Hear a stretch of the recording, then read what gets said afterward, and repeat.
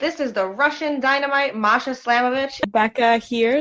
This is not America's Sweetheart, Davian. It's Billy Starks. And the super fly guy, Trayvon Jordan. This is the fly side flyer, Jalen Brandon.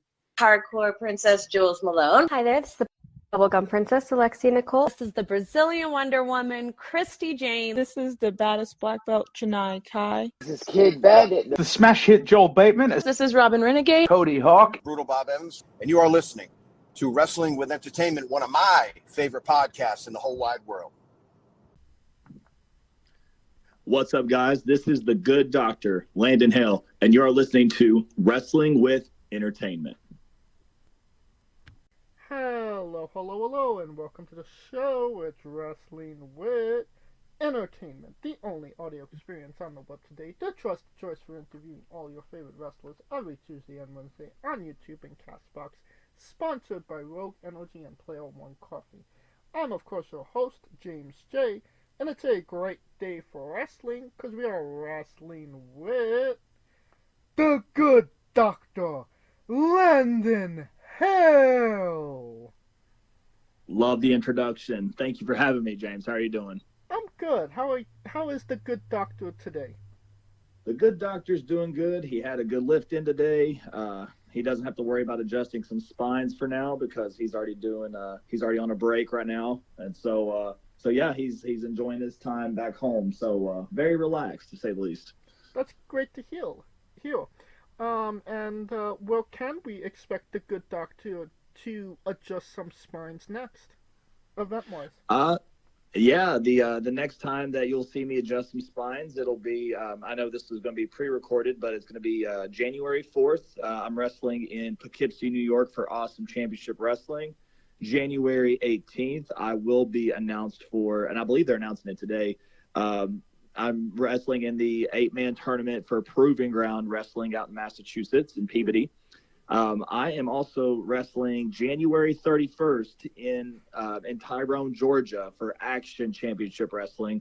And then February 1st, I will be wrestling back in Massachusetts for Chaotic Wrestling. And then after that, who knows where you'll see me. I will be, obviously I just found out months and months ago that I'm having a little girl. So in February, thank you. Yeah, in February, I will be kind of slowing down on the bookings just so I can get acclimated with family life and then just kind of see where the good doctor takes me from there.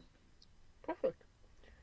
And seems like the good doctor has his schedule full as of now. He's listen. He's trying to get his. I'm definitely trying to stay busy during the month of January, and I know it can be slow in some parts, but you know, I'm definitely staying busy for sure. And where can we find you on social media and your merchandise? For social media, you can follow me.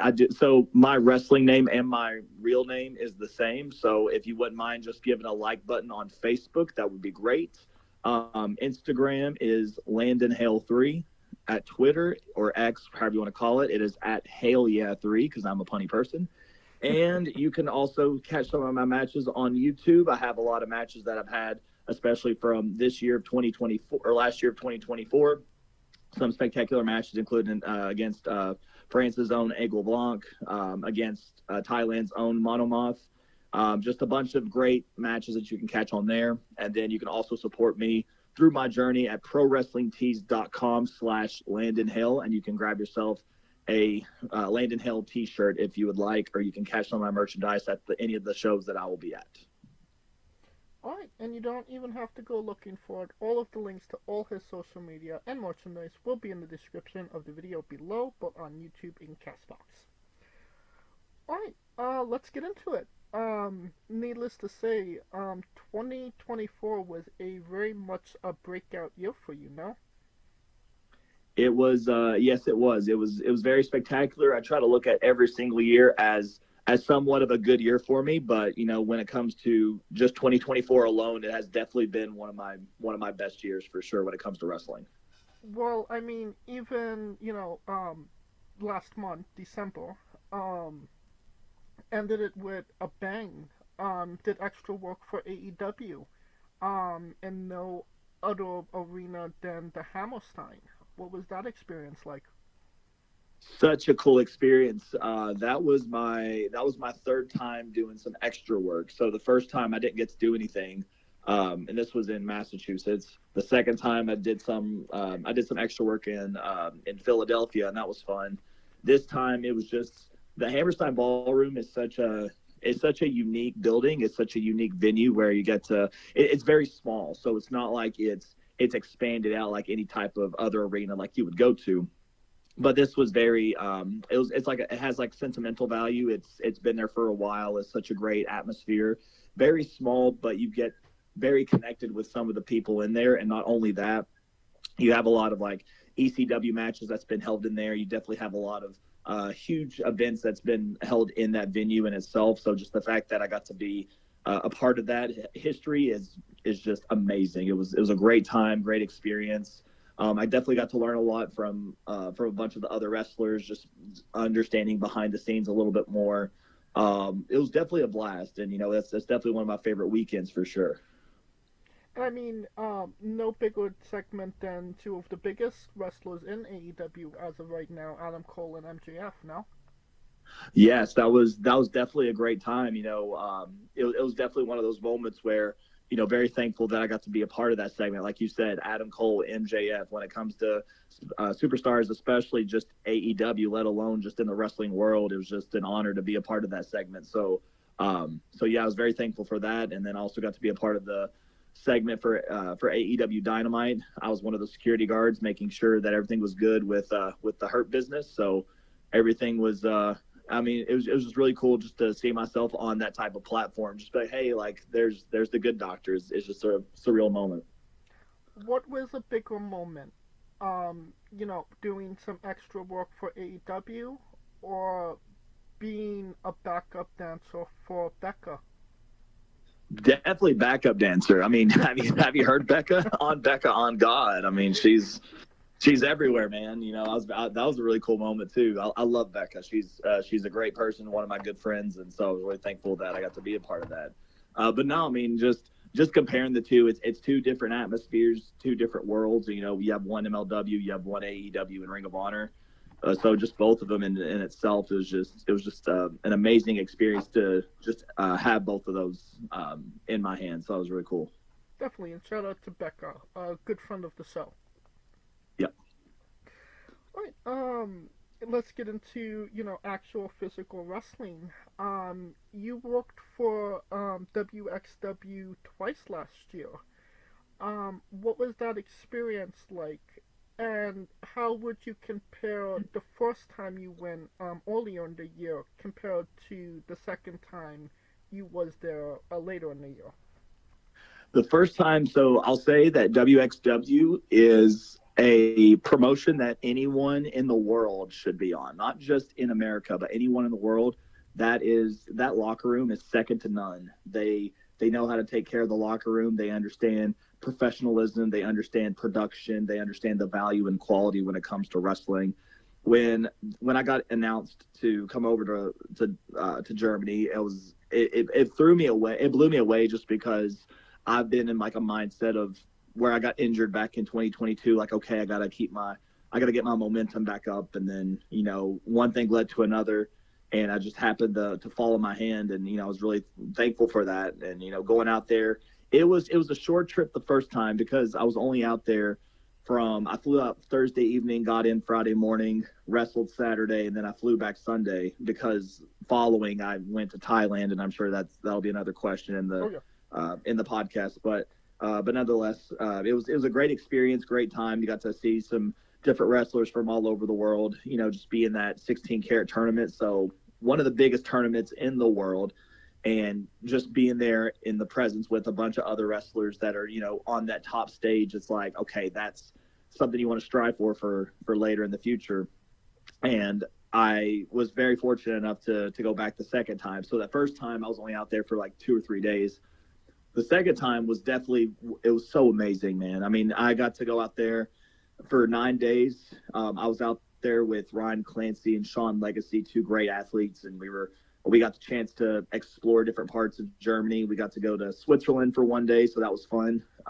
But just being there in WXW, just in their their training facility, how they take care of everything when it comes to their training, to who they bring on their roster. You know, just again, they're very in depth when it comes to how they structure what they want throughout the nights. And I was out there when I flew in, and the first day was kind of hectic because I was only running on maybe a few hours of sleep.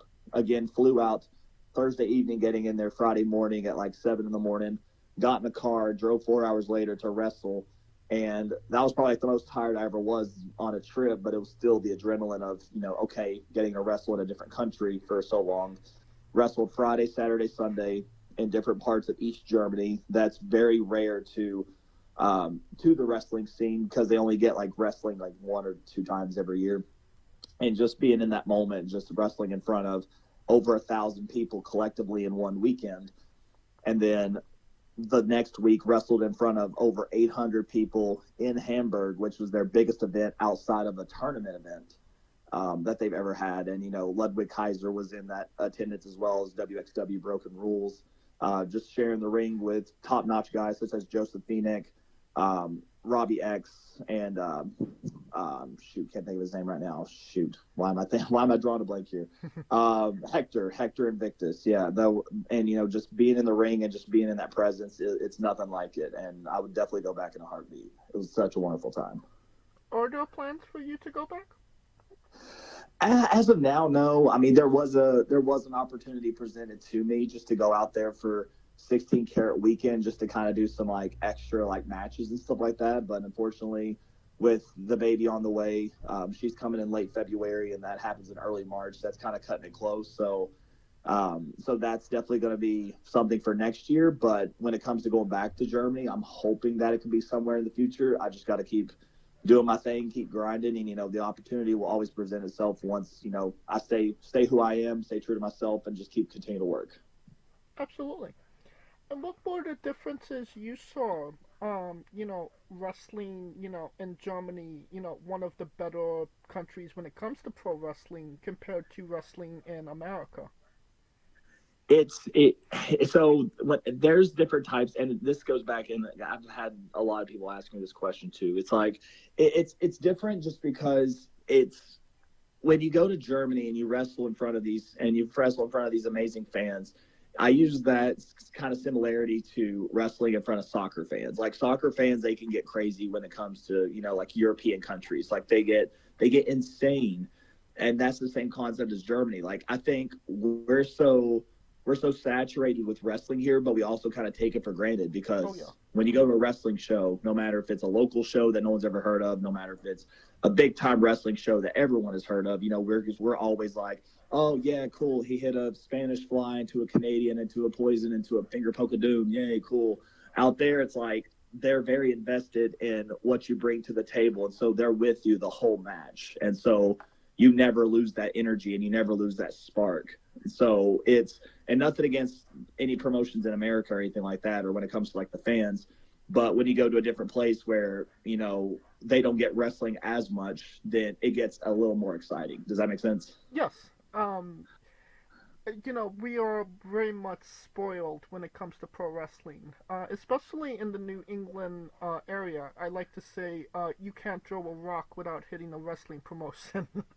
Hey, listen, ain't that the truth? We're very, very we're very saturated when it comes to wrestling in the Northeast, especially within like the New England area, New York, New Jersey.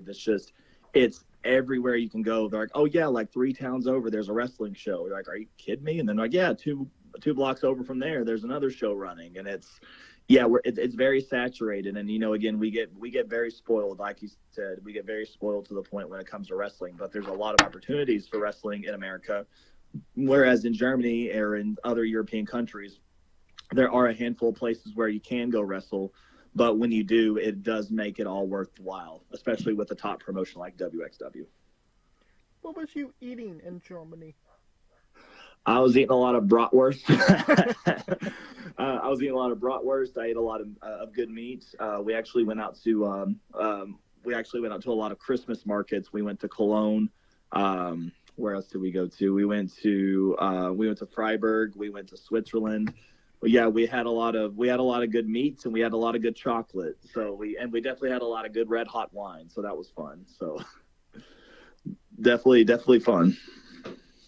Now you one thing I found interesting while you were exploring Germany, you got to visit and explore different churches and cathedrals. No?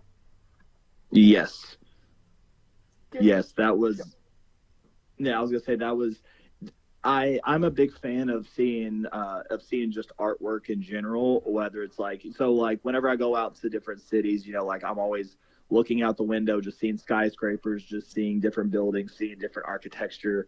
And one of the things that amazes me is just the churches and the cathedrals. And it's just like that is made. I mean, like, and again, no matter which church you go to, you're worshiping the Lord, you're worshiping God. And it's like you look at that and you're like, wow, like this temple or this cathedral or this church, it was made just to worship. And you go in there and you see all like the intricate details when it comes to how they made it, or how they made the church, and how long it took them. The Cologne Cathedral, it took, I think they said it was from like, I think we did research, it was like it started building in 1248 and I think it finished in like 1880 or something like that. So it took like over 600 years for that building in itself to be made.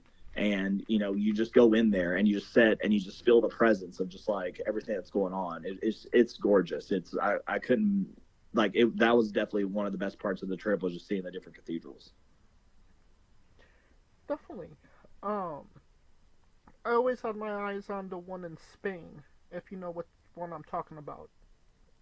I do. You'll have to remind me what the name of that is, because I'm picturing it in my head right now. I was under the impression it's the name was the Gautier Church, but it isn't. It's something else. But it's, if you say the church in Spain, you know which one it is.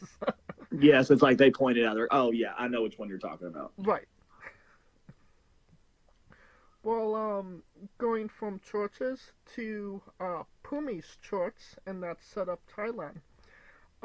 You got to compete there as well. What was that experience compared to wrestling in Germany? Oh man, I don't even know where to begin with that. I mean, so like Germany, like they've experienced wrestling before, but Thailand is just a different atmosphere. Literally, and going back to the analogy of doing these different crazy spots, and we get like a mild reaction or a cool reaction to.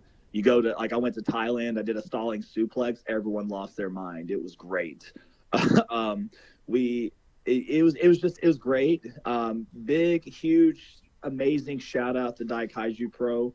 I'll tell you my story on that real quick. So Daikaiju started out, I want to say it was like August or September. It was like July or August of 2022. There was a poster. I was intrigued by it. And there's like a bunch of like arts and drawings on it of like different monsters and kaijus. And I was like, one of my goals is to wrestle out in Japan. And I reached out to the promoter, and the promoter was like, oh yeah, like unfortunately, there's no spot available, but if you want to, if you want to reach out back for later for volume 2 or something like that, we'd love to have you, or, we'll definitely talk later. I was like, okay, sounds good. And then you fast forward about a week later, and he messaged me and said that there is someone on the show that you would be wrestling. His name is Monomoth out of Thailand. Would you have the honors of wrestling him? I'm like, yeah, absolutely. And so we put on that match, and the promoter of SETUP was there, Pumi. He's such a wonderful guy too. We were talking, and after he saw what I did with Monomoth, they were like, hey, we definitely enjoyed what you did. We definitely want to take care of you for you to come out to Thailand. So my wife and I, we got to go out to Bangkok for a week. And during that time, I didn't even know about this until a little bit later, but that's when they brought in El Phantasmo and Zack Sabre Jr. And I was very fortunate enough to have a training session under Zack Sabre and El Phantasmo. We got to do some drills. We got to learn a little bit more of the style that they learned, especially with, coming from Japan, and also like how detailed they have been with their wrestling careers. And then the next night, wrestling Monomoth again in front of a little over 500 people in that building, and that's their biggest pro wrestling event that they've ever had in Thailand. And it was an amazing atmosphere. I had please come back chants. This is awesome. stuff like that. And, just seeing every fan that waited just to see me. And I'll tell you right now, if you were to go on YouTube and type that in, like typed in the match and just listen to the crowd, it fails in comparison to what it would be like if you were there in person. Like the building was shaking. Just being there overall, it was very, very, I definitely got emotional because it's just like I wrestled in 3 countries. I'm including USA, but I have wrestled in 3 countries on 3 continents in a matter of a month. And so I was really, really thankful for that moment. It all culminated together where I did all of that within that time span. So huge shout out to Daikaiju, huge shout out to SETUP Pro Wrestling and Thailand as a whole. I mean, it was just a wonderful journey. Sorry, that was like a huge ramble, but like Thailand, it was such an amazing experience. And then my wife and I, we got to go to Phuket for a little over like almost a week. It was like 4 or 5 days, give or take. But we got to enjoy the rest of our late honeymoon there too. So I will forever be grateful for Daikaiju and SETUP for that moment. And I mean, the crowd was chanting, "Please come back." We get the "This is awesome" chant, and that's a good thing. But I feel like "Please come back" is like a big honor for a pro wrestler to get. What did that mean to you to have, a crowd, especially a foreign crowd that only saw you once, gave you that honor? It was amazing. I'll say it was a struggle at first because when I first came out the curtain, I'm usually the white knee baby face, and so I'm always out the curtain. Everyone's cheering there in a different country where I'm the only white meat. They tend to boo the white man, which is totally fine.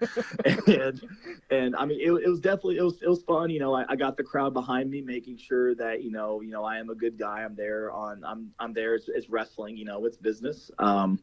But yeah, just being able to wrestle a good 15 minutes in wrestling, it was amazing. And not only that too, but Zack Sabre and El Phantasmo, they were able to watch the match. They gave me some good feedback and, got praised by Zach and El Phantasmo. And they're like, "You're such a good wrestler." And it's just really cool just to have like your peers that's at the higher level of a stage than you, just to compliment you on that. That was a great honor in itself. But just sharing the locker room with every talented member of that SETUP roster, it's the sky's the limit for them. And just being in that arena itself, I mean, I'm forever grateful, and I'm hoping to go back again once we get the family thing down. I'm hoping that I do get to go back in the future.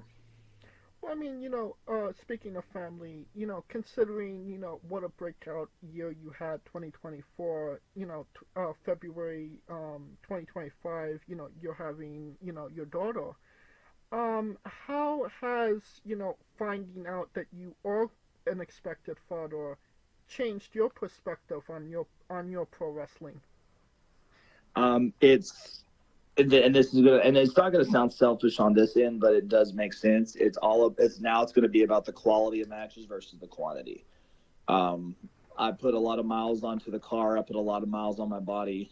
I don't try to compare myself to everybody else when it comes to how many matches I've had in a year. Like some people reach for 100 matches within a year. That's great. Or within a calendar year. That's amazing. I look for a quality amount of matches that's going to help pursue or to help push my dream to where it needs to go in the future. And just being in that moment of, I'm having a daughter in late February, so I definitely have to not saying tone down on the wrestling. If there's good opportunities, I go for them, but it is going to be more quality amount of matches versus quantity. Because again, it's going to be good business at the end of the day, and I want to make sure that I have the best matches possible, because it's like, hey, you can go down the street and wrestle at this show. It may not do much, or I can go hang out with my daughter. But now if there's an opportunity that presents itself, like, hey, it's on this big stage, you're going to a different country, you're going to be represented on this scale, then obviously I got to do what's best for my career, because just because I do have a daughter doesn't mean I have to stop what I'm doing, but I do have to get acclimated with living that family life first, just for a little bit, just to see how it is. But once I go from there, that's where I can see where the road takes me. So that's kind of, does that make sense? Yeah, no, absolutely. Yeah. And speaking of quality matches, you wrestled Mustafa Ali, and for the X Division title, no less. What was that experience like? And competing for such, a prestigious title. I mean, a title that AJ Styles has held in Samoa Joe. Oh man, yeah, and you just name dropped that too, and it was just like because it's. I remember in fourth grade. I was like 10 years old at the time. Like I would stay over at my it's country word for grandmother. I call her my mamaw, but I would stay over at my mamaw and papa's house, and I would watch Spike TV, and this is when TNA came on. And I was watching AJ Styles, Christopher Daniels, Samoa Joe, like you were mentioning, Jay Lethal, Eric Young, and just seeing how prestigious that X Division title was. I was like, oh wow, this is a workers title, and I didn't realize that I was actually wrestling for the X Division title until the referee held up the championship belt, and that's when the 10-year-old in me, that fourth grader, was like, let's go. I didn't realize it. My heart just jumped out of my chest. I was about to pee on myself. I was like, this is the coolest thing ever. But no, that was such a surreal moment. And I want to give a huge shout out to the Wrestling Junkies podcast as well, because if it wasn't for their help as well, and also to Matt Griffin of Action Wrestling, none of this would happen. And like I said, it just presented itself, and we made it work. And just wrestling Mustafa Ali, such a wonderful, talented human being. And I even said this too. I want to say that back in I think this was like before I got into wrestling, or when I just got into wrestling in 2018. I said that there was top 5 wrestlers on TV that I would want to wrestle, and one of them happened to be Mustafa Ali. And I'm trying to go back and see if it's on Facebook anywhere, see if it's out into that social media universe, because there is some sort of evidence or proof that was out there. But just saying that, it was like Landon Hale versus Mustafa Ali, and then you just add X Division title, like the 10-year-old in me would be very proud. And I keep saying that to myself every day, like I'm proud of myself. And that was a moment that I will never forget. It was that was definitely a stepping stone in my career too. So 2024 has definitely been a breakout year for me. And, with the traveling to different countries, debuting, and also wrestling Mustafa Ali and for the X Division title, it couldn't get better than that. And another big name, established name, well-respected name you wrestled, is one Paul London. What was that experience like? Oh man, Paul London is a brother. He's such a good guy. We went out, we had one of the best matches.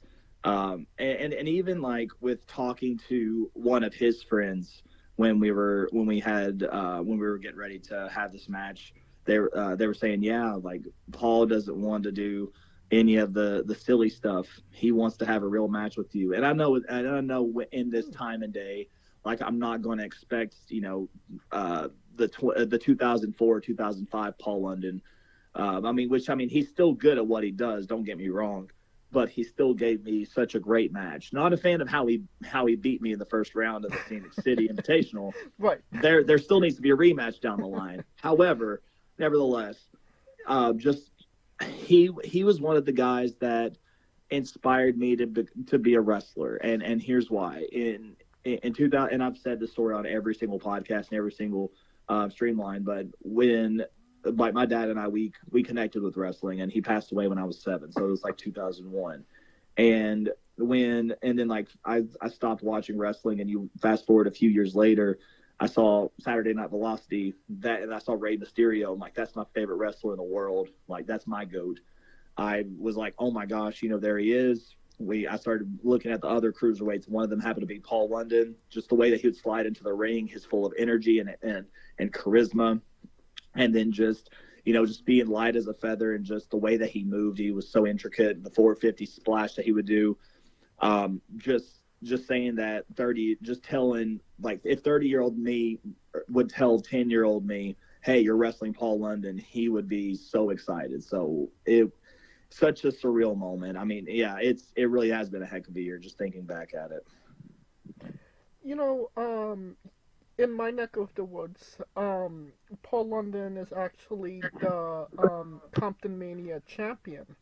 And if you saw his gimmick in Compton Mania, it's kind of low key a hybrid between Elvis and a Liberace. So, That's awesome. so I mean, he does like the theatrics and the funny stuff. But what did it kind of mean to you that he said, I kind of want to put that aside and actually have, a competitive match with you? It's an honor, and the reason I say that is that I think he takes every wrestling match. I think he takes every wrestling match seriously, but I think he takes some of these matches in a very goofy way, but just in an entertainment form where he doesn't have to worry about bumping as much, or he doesn't have to worry about trying as hard as he should. But even with this matchup and understanding, connecting with one of his friends about this match, I think he's like, yeah, I definitely want to have a good match with you. I mean, like I said, it just puts me in a great mood, because it's like, I don't want any silliness or shenanigans. Obviously, when he sings Coming Out, like, that's like when he sings Thunderbolt, I'm like, all right, let him do his thing. It was awesome. but just having those moments where, you get to say that you wrestled someone as a legend in Paul London, you can't beat that type of mentality going into that type of match, saying, okay, rather than doing this, and this, is like, let's do fun stuff. You know what I mean? Oh, yeah. Yeah. Well, speaking of legends, you actually tag teamed with a legend. I'm speaking of no other than Love Doug. Can you tell us about the Love Doctors? The Love Doctors. That was a great story for sure. So I guess I'll bring it back to 2023, and funny enough, it happened to be around my birthday. He sort of was, he found that love was stinking, and so I guess he got heartbroken by LMK at the altar. Correct. And then yes. he needed, and everyone at Wrestling Open, they know that I am a very good guy in the ring, even though I can break spines, that sort of deal, but I am a very good guy outside of the wrestling ring as well. And I think everyone can see that the only way that I can bring the joy back is to Love Doug is to get him roped in and get him out of this little funk. And after we went over on Joe Ocasio, and just having that great matchup with him, he finally found his way back, and we became the Love Doctors for a little bit. We became the Love Doctors for, I want to say, like 6 months or something like that. And then now he's off with big business, so that's another story. But hopefully they bring me back to try to get him back to the way that he needs to be. But until then, I'm just doing my own thing now. Yeah, hopefully we'll get a reunites and of the Love Doctors for sure. Who knows? Now, back to the incredible year you had. It kind of got topped off with the fact that you were on PWI's top 500, number 380. What does that mean to you to be on, obviously the bigger list of, pro wrestling? Again, I use the word honored, and I'm going to keep overusing that today, so forgive me on that. But no, it is an honor. Like I said, I've worked hard for all these moments. I went from getting injured in 2022, thinking that I didn't know how I was going to get myself out of this little hole, get out of this little funk. Found my way, and a lot of opportunities were presented to me. Being in the Phoenix Invitational twice, wrestling Mustafa Ali for the X Division title, wrestling Paul London, wrestling Carly Bravo with Sean Dean in his corner, being able to wrestle someone from Ring of Honor and AEW. It was just, it's an honor, really. And that was a goal of mine. I know a lot of people, they're hit and miss when it comes to the PWI 500. It's like, how do I say, it's a very subjective list when it comes to who they think should be number one, who they think they should be 500, and anywhere in between. Right. But just being on that list in itself is just an honor, because you get to be alongside your peers of being some of the top wrestlers in the world. And this is my first time being on it. So now, even though it's 380, I'm very thankful, but now it's time to move up the ranks for the following year. So now that's the goal. What number do you have your eye on? I mean, obviously everyone's going to have their eye on number 1, but with realistic expectations, I am hoping to be at least in the double digits or at least in the triple digits, at least, like in the 100s or 200s. All right. Now, and another incredible thing you was able to do was you actually wrestled at Center Stage in Georgia, a low-key, a historic wrestling building. What was that experience like competing in that arena? It was really cool. That's where they would host the WCW Monday Night Nitros, and just having those having a match in there, even if it was like a 2-minute match, it was really cool. Wrestled Juicy Finale back in 2021. I think that was the date. It was a long time ago. But no, it was such a cool moment. Just being in that building, it's a very historic building. So just having that moment of actually wrestling in that type of building where, they have WCW tapings, and, that's what I grew up on growing up was WCW. And that was just a wonderful time. And then again, a lot of the matches, we don't expect them to go for so long, but just having that moment of, hey, this is what your match is, and just wrestling, whether it is 2 or 3 minutes, you get to be a part of history. And I was really thankful that I got to be presented on that platform. So it was a really cool moment there. Can you tell us about the Georgia Avenger? Oh, you're bringing back the roots now. The Georgia Avenger.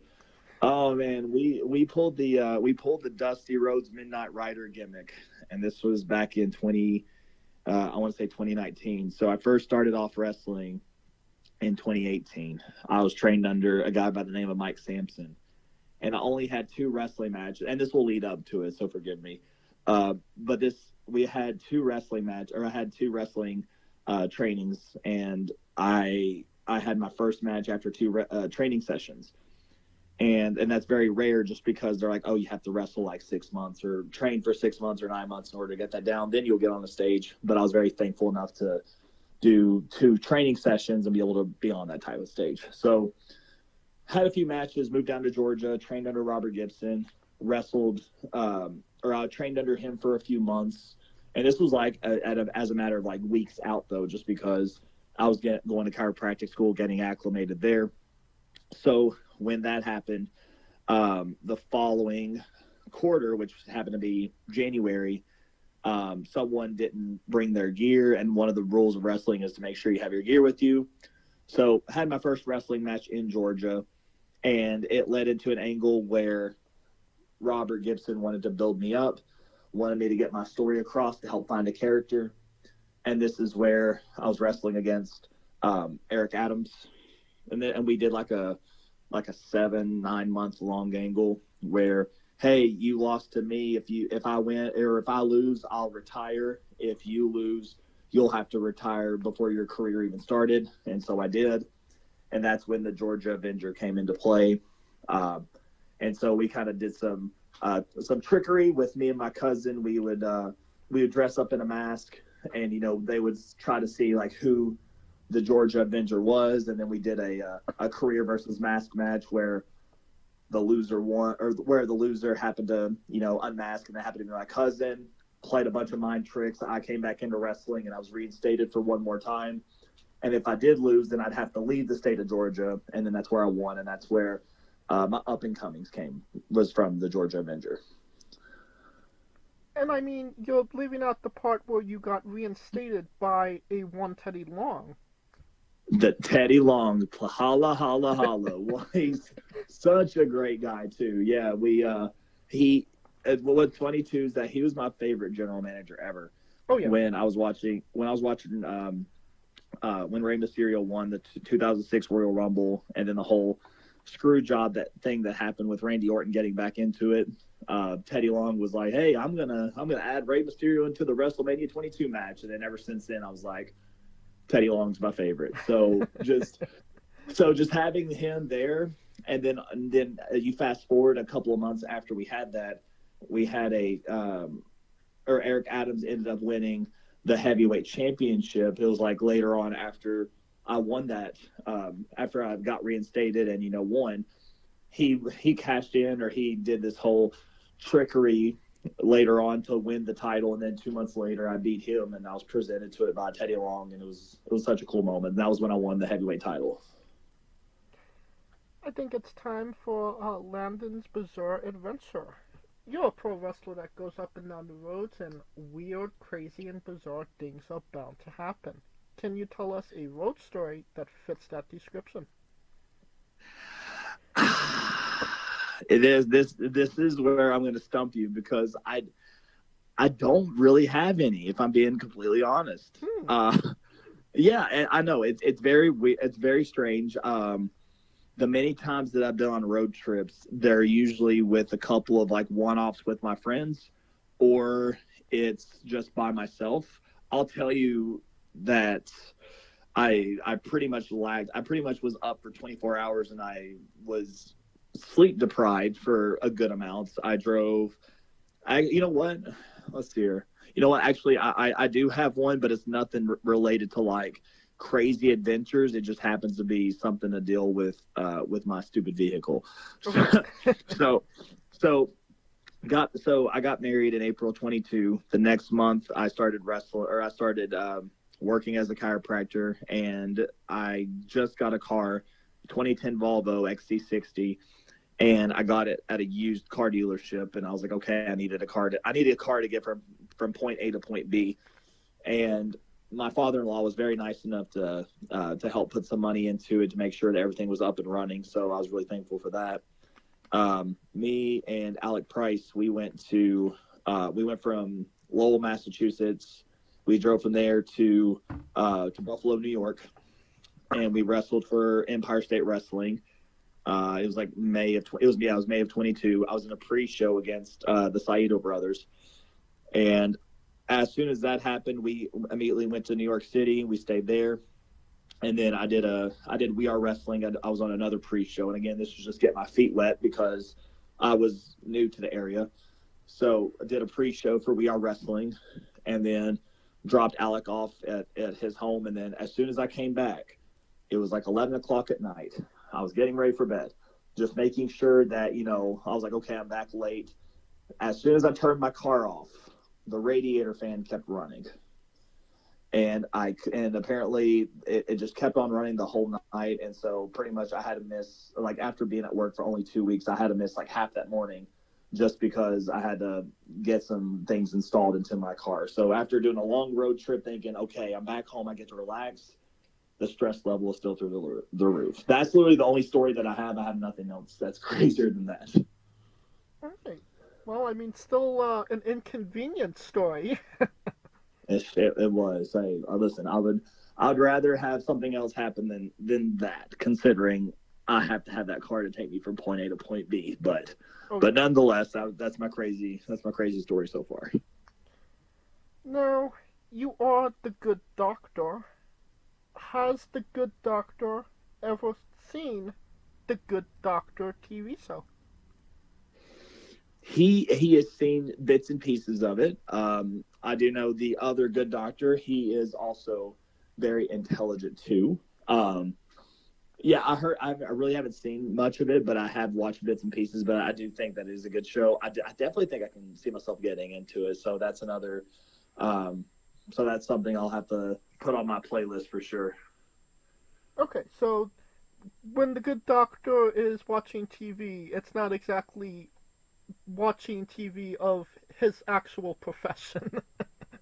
Correct. It is funny enough right now, and I mean obviously this like with it being aired in January, I'm actually watching Squid Game season 2 right now, so I was very excited for that. Like season 1 was something that like I sucked my teeth into, and now I'm very excited that I'm watching season 2 right now. So that's that. And then I also watch it, like I'm also a comedy guy as well, so I've been watching a lot of like stuff that and also investigation shows. So like I'll watch like White Collar, that's kind of a little bit of comedy slash, investigating. And then also like Blue Mountain State. That was something that I grew up watching when I was an undergrad, and that's back on Netflix. So I'm more of a comedy guy, but whenever you get me into like the suspense stuff, I can sink my teeth into it too.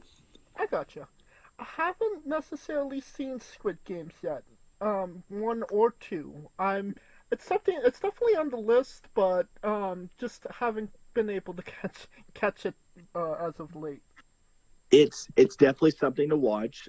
Season one, like you can't watch season two unless you know what happens in season one, because the main character definitely has a character change where he's like very nice, understanding his troubles, and then whenever you get into season two, he's definitely like a serious, more darker character and wants to help, and you're just like, oh wow, this is a really cool character change. So I think you would like it. Now, correct me if I'm wrong here, because I do go deep into the rabbit hole. Green Arrow fan? Yes, Green Arrow fan. Can you tell us about your love of Oliver Queen? Oliver Queen is the man. I will say, I know you dug deep into the rabbit hole. I haven't watched Green Arrow in a while, but that's definitely been that was definitely a show that I started watching in undergrad. And funny enough, my wife she finished Arrow better, like more than I have. Like she finished like all the seasons, and I've only went to like season 3 or season 4. But no, Oliver Queen, he's definitely a great character. Definitely loved his stuff with like I don't know. I think again, it's a character that you can sink your teeth into. It kind of reminds you of like Batman, and that's one of my favorite characters. Again, just avenging people of his city. Just making sure that he does right within the community. So yeah, that's kind of like the similar character. It's kind of like the similar character personalities. Just one to help people. He does come from a rich family, and just understanding. I mean, obviously he has a different background than Batman, but that's what it kind of resembles. So that was kind of like my taking of it. And having watched the entire series, I think you got out while it was still good. Yes, I was told. So I'm glad that I got to watch the parts that I did, for sure. Yeah, it ended at season 4, and nothing bad ever happened ever again. Happy ending. Happy ending. There we go. Alright. Now, can you tell us about your love of playing the piano? I grew up playing the piano. I started when I want to say I was like 7 or 8, and that was definitely a good distraction to get away from, where my dad passed away. And it was such a love for music that I didn't think that I would be that heavily involved in it. I didn't think I would be good. And obviously, as more lessons progress, I was able to sink my teeth into it a little bit more. So I was classically trained for about 10 years. And then ever since, like if there's a piano here and there, like I'll get on the piano. Like I know songs and I know how to play certain music and their tempos and the keys that needs to be played and stuff like that. And then I do sing a little bit as well. So just adding those two elements together. Very thankful that I've got some music qualities in me, I guess. What's your favorite song to play? Probably it's so I don't know like what kind of genre you like. I am a country music person. I do like all genres. I do like country, and one of the songs that I do like to play is it's a song called "She's Got This Thing About Her" by Chris Young, and that was one of my favorite songs that I like to play, and that means a lot more to me because that was the last song that my wife and I danced to at our wedding, and I got to sing it to her. And what is a song that you haven't learned yet but want to on the piano? That is a tough one, and this isn't like toot my own horn or anything, but if there's a song that I do like, I just look up I'll look up like the free PDF files, or I'll look up the chord progressions that they would have, and then if I know the song really well, I can easily play to like whatever it is on the piano. So it's not note by note, but it's still like the same pattern, the same rhythm, etc. So I don't really have a song that I'm like dying to know right now, but a lot of the songs that I would like to know, I've already played it. So. And the good doctor torn and heal. And the good doctor call me Dr. Evil. Shave my head, put a pinky up against my mouth, have a little chihuahua, have a mini-me, Dr. Evil. Well, that's a great segue into the colossal question. Let's say they're making a movie about you. Every movie has a soundtrack. What would be the first 3 songs on your movie soundtrack? So it's definitely would be 3 songs. Oh wait, 3 songs or 3 soundtracks, like a list? No, 3 songs. 3 songs. Okay. One song that I definitely would have on there is my theme song, which it's not a custom song. I added a couple of cracking adjustment sounds in the beginning, and then I had the voiceover saying "Watch Your Back," and that's when "Bleed Me Dry" by Memphis Mayfire would come on. So I would use that as the intro for the credits or for the intro stuff. Anything, I would probably say anything Breaking Benjamin, because that's definitely, I have a love for Breaking Benjamin. And then anything from a band is called From Ashes to New. I do have a I don't know if you caught my new music highlight video.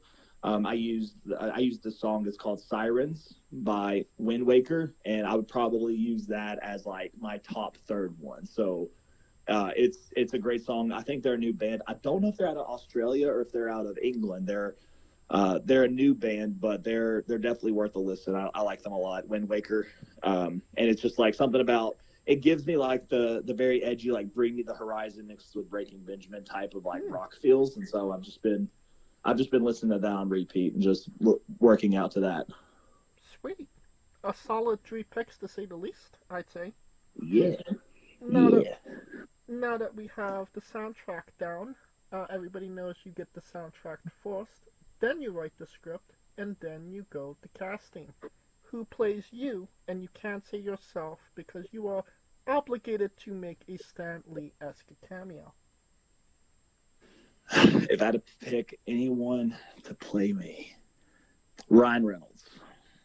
Perfect. Hell yes. Yeah. Hell yeah. Ryan Reynolds is one of my favorite actors. I would definitely have him play me for sure. We don't look alike, but I'll definitely have him. Now that we have you casted, every movie has a supporting cast. Who would be 3 people significant to you and your story that would be in your movie, and who would play them? Oh golly, you're getting deep into this, brother.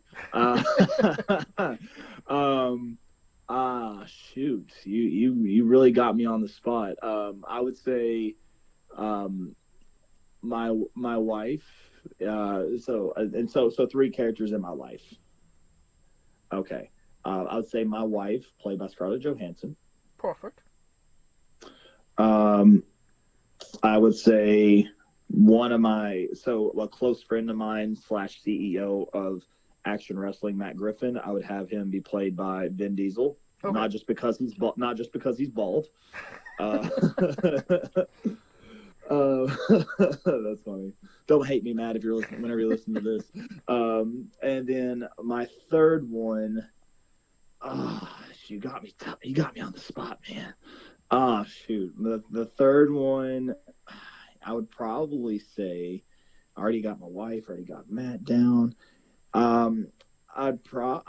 Shoot, you got me in a spot, man. How dare you?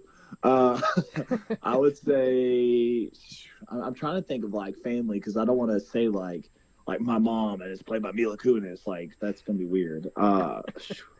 I'm trying to think. You know what? I would say my mom, and then I would say the lady that played that 70s show. I can't think of her name to save my life, but I think that'd be hilarious. Okay. All right. Well, I mean, it's definitely sounding like a big movie, a blockbuster to say the least. Yeah. Well, I don't have a lot of money just yet, so that may be a project for never. Don't worry, we have the budget, the producers, the directors. They're already on it. Sounds good. I'm here for it then. And you could pre-order the tickets now. Hell yeah. Now on to a controversial subject. Pineapple on pizza. What's your stance? Yes, I love it. I love pineapple on pizza. Anyone else that disagrees, they're just a hater for no reason. Let us live our lives. Pineapple on pizza should be deserved to be on there. I will wear a shirt that says pineapple on pizza is good. I will wear a shirt that says pineapple deserves to be on pizza. Don't hate pineapples. # pineapple on pizza. I said this to someone in my wrestling group chat. I said pineapple, like, because we're doing like random controversial statements. I'm like, pineapple does belong on pizza. And they're like, oh, you suck, Landon. How dare you? I'm like, no, it's good. Y'all just want to try to find something to complain about. It's good. Give it a shot. All right. We are very pro pineapple on pizza. Pro pineapple, as the proest. What's your spirit Pokemon?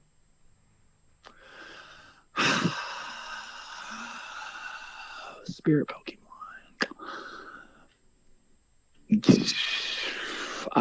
That's a good one. It's probably my favorite Pokemon growing up was Poliwhirl. So I'll probably say Poliwhirl because I'd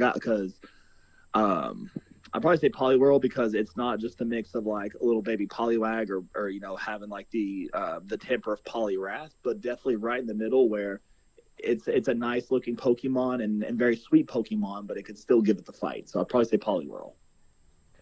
Now, we love the late great Tracy Smothers on the show. R.I.P. Do you know the acronym for Doug? THUG. Oh, do I? Yes. T is in let's see here. Something. Shoot. T is in tough. H is in hell. U is in ugly, and G is in jail because a thug can't spell. Hell yeah. Hell yeah. Technically T was for terrible, but you still terrible. You got G is for jail, and that's all that matters. Damn it. I love Tracy. That was I'll tell you a quick story about him real quick. Mm-hmm.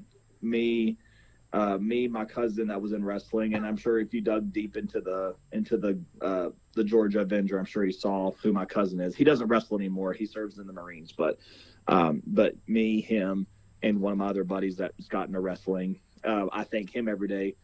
Eric Porter. He actually was one of the two guys that actually got me my first match when I was starting off. So us three, we went to a bar show in Indiana, and Tracy Smothers was supposed to be there. And it was actually supposed to be a benefit show for him. And then unfortunately his cancer was pretty sick, or his cancer got up to him that day. And he actually was in the hospital during that time. So during those 2 days, we actually went to Tracy's hospital room and was talking with him and stuff like that. So it was very thankful that I got to know him for the couple of years that I did. That's incredible. You got to, have that relationship, especially, close to the end. Such a good guy. Very thankful that I at least had those moments, even if it wasn't like a heavy, long set moment, but just thankful that I got to at least hang out with him for a little bit. Well, we love the late, great Tracy Smothers. We're trying to keep the memory alive on the show. Absolutely. Now, our weirdest question you'll be asked on a wrestling interview. Would you ever consider wrestling a Rock? Not Dwayne Johnson, not the country, an actual physical Rock. A Rock, of course, yeah. I'd wrestle anything. Just give me the cues, and I'll make sure to make the Rock look good. All right. Well, just for context, there's a wrestler named Psycho Mike that indeed wrestled a Rock for over 15 minutes in a Tungsten Man match. That's an Iron Man match that lasts for 2 weeks. Oh, boy. That's awesome. That sounds psychotic. Then I guess that suits the name. Yes. Psycho Mike, or Psychotic Michael, as he was going by at the time. Oh, absolutely. On a more serious note, where do you see yourself in 5 years? Where do I see myself in 5 years? It's a great question, but that's an unanswered question, and the reason being is that I feel like I'm figuring out my life right now. I mean, like I figure out my life every single day, but I think everyone has their goals of, wrestling in WWE, New Japan, AEW, whatever it may be. Where I see myself in 5 years is just having me and my wife with our little daughter, or now I guess now at the time would be 5-year-old daughter, and however many kids that we're going to have right after that, and then just continuing to live the wrestling dream. It doesn't matter if it's still doing well, like still grinding through the independent scenes, whether it's being somewhere on TV. I'm just very thankful that I get to live this wonderful life and get to enjoy everything that that God has to offer me. And what is a match people should go out of their way to see that best shows off you as a pro wrestler?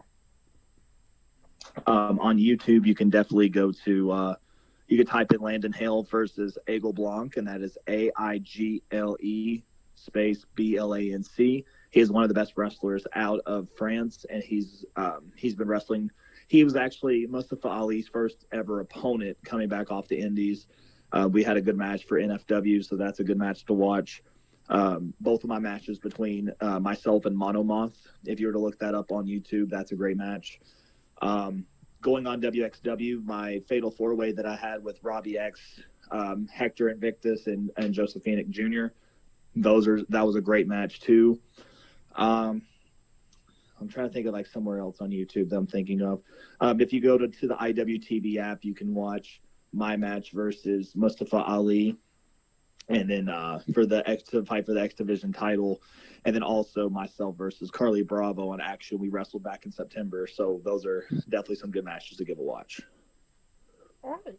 And if they are indeed on YouTube, I will grab them and put a link to them in the description of the video below, but on YouTube and Castbox. For anybody that hasn't seen them, wants to see them, wants to re-see them after this interview. Awesome. And since we are nearing the conclusion of this interview, we are wrestling with the 8 questions of doom. All right, let's hear it. This is our speed round, our bonus round, the round where we see who you really are. Are you ready?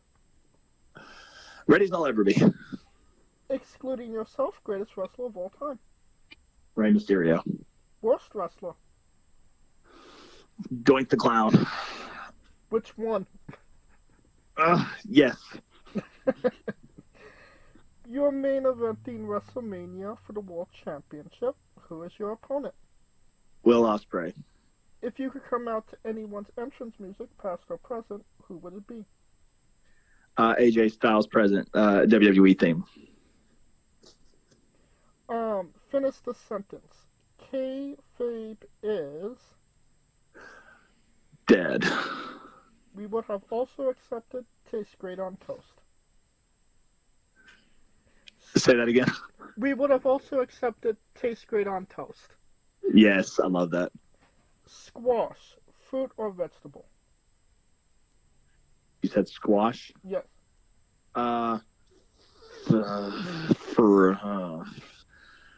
Squash. I would say vegetable. It is indeed a fruit. Damn it. I had a feeling that was going to be fruit. It's kind of like the same thing as tomato. It's a fruit, so. Yes, tomato logic. It has seeds. Yes. Damn it. All right. New Japan wrestler Tai Chi, his ring gear gets smaller every year, revealing more of himself to the world. My question, what is the appropriate trunks to butt cheek ratio for ring gear? I plead the fifth. I have no idea. So I couldn't answer that for you. I'm sorry. So not like 100%, 10%. Can we have maybe a percentage? So repeat the question again, so I have a better understanding. Okay. What is the appropriate trunks to butt cheek ratio for ring gear? Trunks. I would say trunks to butt. Trunks. So like top of the pelvis down to the butt cheek. Okay. I would say, I mean, mine's covered. I'd say for me 100%. 100%. Gotcha. Yeah. And the last question, the main event, the thing everybody wants to know. have you ever had a conversation with a stranger in a supermarket about Darby Allin? No, I have not. And that's the correct answer. And that will conclude this interview. Thank you so much for coming on and doing this with me. Yes, thank you for having me. I appreciate it. Absolutely. And once again, where can we find you on social media and your merchandise?